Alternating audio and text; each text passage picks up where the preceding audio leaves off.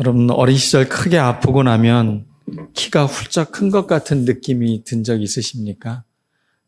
많이 누워 있어서 그런지 몰라도 그렇게 아프고 나면 성장하는 것을 봅니다.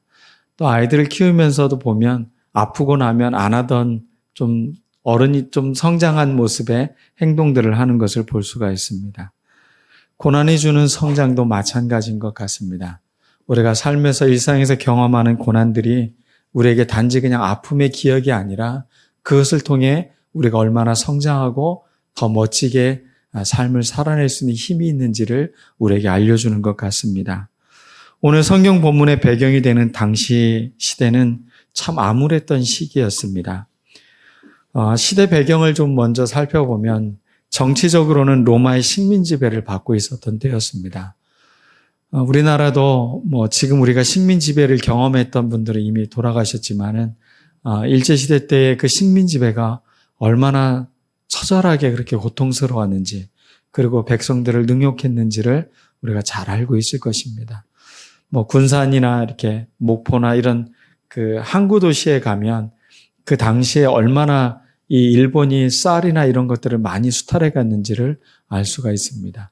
그래서 그 양이 어마어마했을 뿐만 아니라 그 많은 양들을 자급자족해서 살던 사람들이 그 많은 쌀들을 수탈되니까 우리 백성들은 먹고 살 것이 없어서 나무 껍질로 연명을 하고 풀잎으로 그렇게 연명을 하던 그런 시대가 바로 식민지 시대입니다.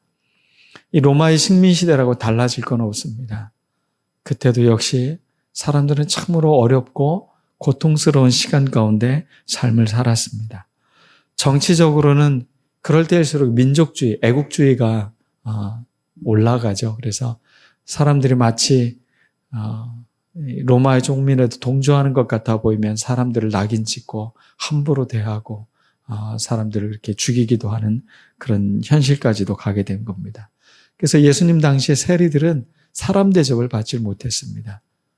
유대인이지만 그들은 로마인 취급을 받았던 사람들이었죠. 또 여러 사람이 섞여서 살던 시대니까 굉장히 배타적이었습니다. 타 문화에 대해서, 다른 사람에 대해서 받아들여주는 수용성이 없는 시대였습니다. 종교적으로는 다양한 분파가 생겼습니다.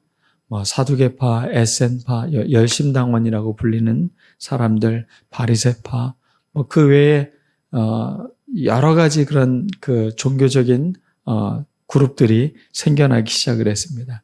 한마디로 통일된 신앙의 구심점 역할을 하는 것도 그들에게 없었던 것을 볼 수가 있습니다. 민심이 나뉠 대로 나뉘어져 있다는 것입니다.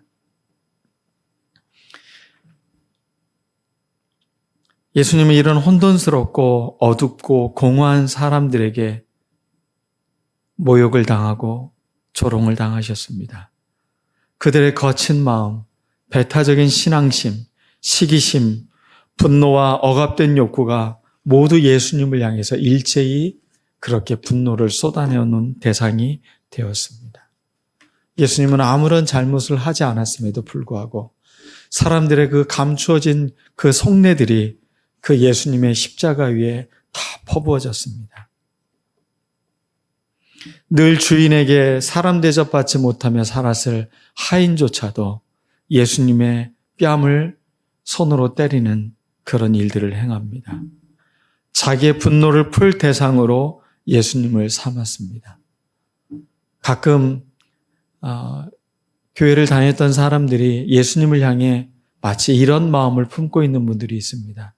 교회에 어떤 실망이 있거나 상처를 받았거나 이런 아픔이 있으면 마치 예수님을 향해 이렇게 거칠게 자기의 분노를 쏟아내는 사람들을 볼 수가 있습니다. 그런데 그런 분들을 위해 주님은 십자가를 지셨습니다. 그리고 주님은 그 십자가 위에서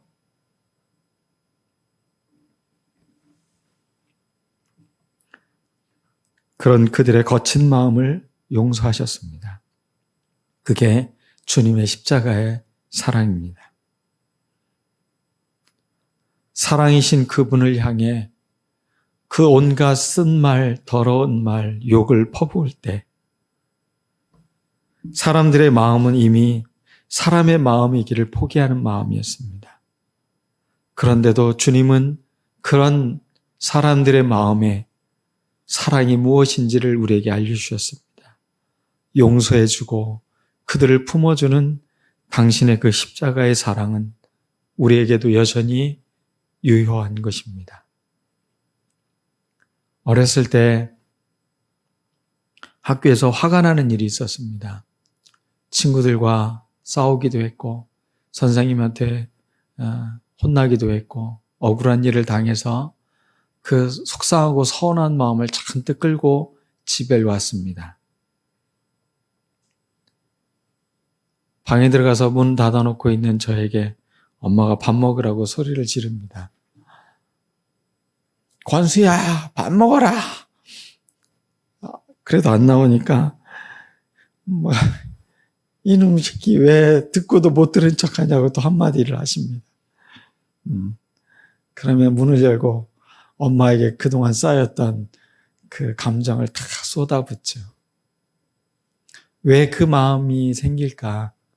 엄마는 날 받아줄 수 있으니까죠, 사실은. 물론 엄마에게 못된 짓을 한 아들이었지만 그래도 엄마는 내 이 마음을 받아주는 분이니까 어린 그 사춘기에 그 쓴소리를 받아냈던 그 부모의 사랑은 예수님과도 참 닮아 있는 것 같습니다. 예수님은 사람들이 그렇게 험하게 대한 그 사람들을 향해 그들이 아직 사랑을 받지 못해서 참 목자를 만나질 못해서 아직 내가 누구인지를 알지 못해서 저런 일을 하는 것이다 라고 주님은 그 아픔 가운데서도 그를 품어내고 있다는 것입니다. 주님의 사랑을 모르는 그 시대의 어둠과 아픔을 대변하듯 갑자기 세상이 캄캄하게 그렇게 어둠이 밀려옵니다. 12시부터 시작된 그 어둠은 새벽 3시까지 가마득한 짙은 어둠 밤처럼 그렇게 캄캄해졌습니다. 그리고 그 긴 어둠을 뚫고 외마디의 외침이 울립니다. 엘로이, 엘로이, 라마 사박타니. 나의 하나님, 어찌하여 나를 버리시나이까. 그들이 익히 잘 알고 있던 시편의 구절이 그들의 귀에 들려옵니다.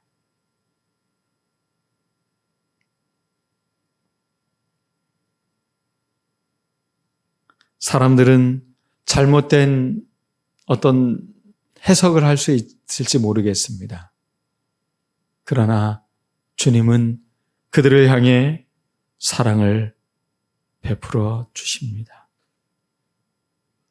하나님이 버림받아 된 것 같은 그 절망의 순간에 주님의 사랑은 포기하지 않으셨습니다. 그 순간 놀라운 일이 벌어집니다. 성소와 지성소를 가르고 있었던 하나님의 임재와 그들이 예배하고 있던 그 공간을 가르고 있었던 이 휘장이 갈라진 것입니다. 거룩한 것과 속된 것, 유대인과 이방인, 하나님의 백성과 하나님을 모르는 사람들, 그렇게 나눠졌던 모든 구분점들이 예수님이 죽으심으로 그 모든 것들이 새롭게 열려졌다는 것입니다. 가장 암흑과 같던 그 시간, 가장 처절했던 그 고통의 시간, 그 시간에 우리에게는 새로운 빛이 열리는 순간이었습니다. 아무리 진흙탕 같은 곳에서 돼지 여물통에 빠진 것 같은 것 같아도 다이아몬드는 그 귀한 가치를, 그 빛을 잃지 않는 것처럼 주님을 그렇게 십자가에 못 박았던 사람들, 그들을 주님께서는 참된 빛이 무엇인가를 분명히 드러내 보이십니다. 이 어둠의 순간, 이 절망의 순간, 그 순간에 예수님의 빛을 보고 이분이 진짜 빛이구나. 이분이 우리를 비추시는 빛이었구나라고 고백하는 사람들이 있다는 것입니다. 그 사람은 바로 백부장이었습니다. 그는 로마의 군인이었습니다. 로마의 장교였습니다. 그는 예수님의 죽으시는 그 일련의 과정을 쭉 지켜보았던 사람이었습니다. 그런데 놀랍게도 그가 이렇게 고백을 합니다. 참으로 이분은 하나님의 아들이시구나. 당시에 로마 사람들은 또 로마의 군인이었다면 이 말을 하는 것은 반역입니다. 황제에게만 신의 아들이라는, 하나님의 아들이라는 말을 할 수 있는데 지금 예수님의 죽으시는 그 장면을 바라보고 그가 이 놀라운 고백을 하고 있다는 겁니다. 이분이 진짜 하나님의 아들이시구나.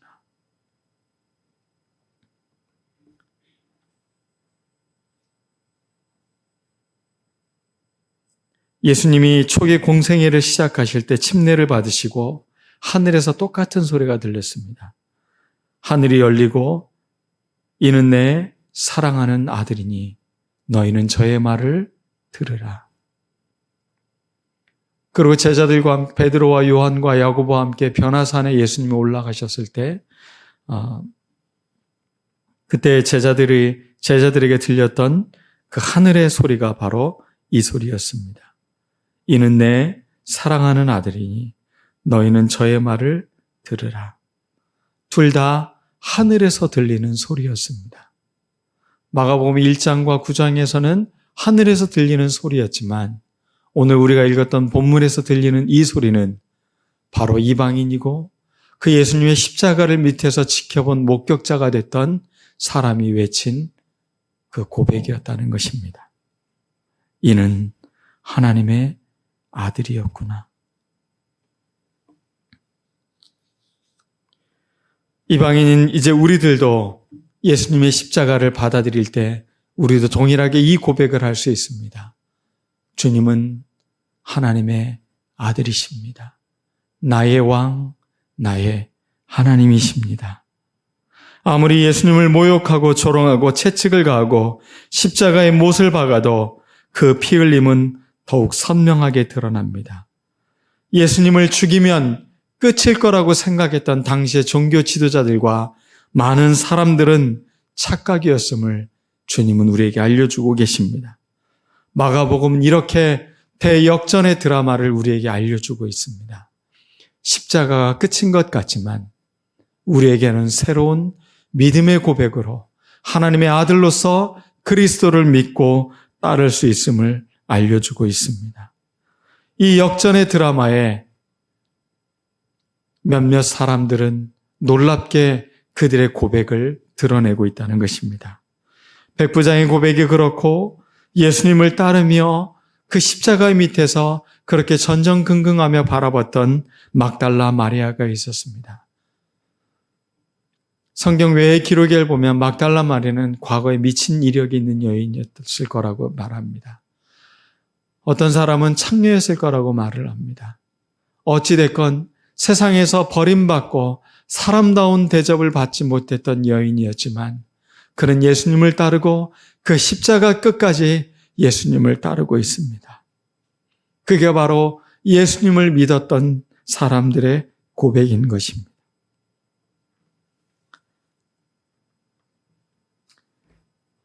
작은 야고보와 요새의 어머니 마리아, 또 야고보와 요한의 어머니인 살로메, 그 요한을 목에 달았던 그 헤롯의 딸이 아니죠. 야고보와 요한의 어머니 살로메, 그 밖에 많은 여자들이 있습니다. 그들이 예수님의 죽으시는 그 장면을 목격하며 고백하고 있습니다. 또 아리마대 요셉은 당당하게 빌라도에게 찾아가서 예수님의 시신을 나에게 달라라고 강하게 요구를 하고 있습니다. 십자가에서 절망하지 않고 십자가로 모든 것이 끝나지 않고 말하는 사람들, 그게 바로 우리들입니다. 예수님의 십자가를 부끄럽다고 말하지 않고 그 십자가의 현장 가운데 있는 우리들, 그 고백이 우리들을 여기에 존재케 하는 것입니다.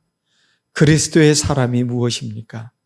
십자가가 끝이라고 생각하는 사람들에게 아니요, 아직 남아 있습니다. 우리의 고백이 남아 있고 주님의 부활이 기다리고 있습니다. 우리 인생의 죽음은 끝이 아닙니다. 주님의 십자가는 이제 새로운 승리로, 구원으로 우리에게 임했기 때문입니다. 이 고백으로 날마다 우리가 이 빛을 잃지 않았으면 좋겠습니다. 이 믿음의 고백이 지금 우리의 삶에 당하는 아픔, 고난, 절망, 모함, 억울함, 그 모든 것들에서 회복될 수 있는 은총이 되기를 원합니다. 주님의 십자가는 바로 우리의 그 처절함을 직접 함께 하시는 주님의 사랑인 것입니다. 여러분의 절망, 여러분의 아픔, 여러분의 고난, 여러분들의 억울함, 여러분들의 질병, 그 모든 것을 함께하고 계신 주님의 사랑인 것입니다. 우리 같이 기도하겠습니다. 주님의 사랑, 나의 지금의 현실 가운데 여전히 이렇게 은총으로 다가오고 있음을, 주님이 진짜 나의 하나님이십니다. 주님이 진짜 하나님의 아들이십니다. 주님은 나의 왕이십니다. 이 땅에 어떤 것도 나에게 희망이 보이지 않는 것 같아 보여도 주님이 계시면 나는 기쁨이고 희망이고 감사입니다. 우리 같이 기도하겠습니다.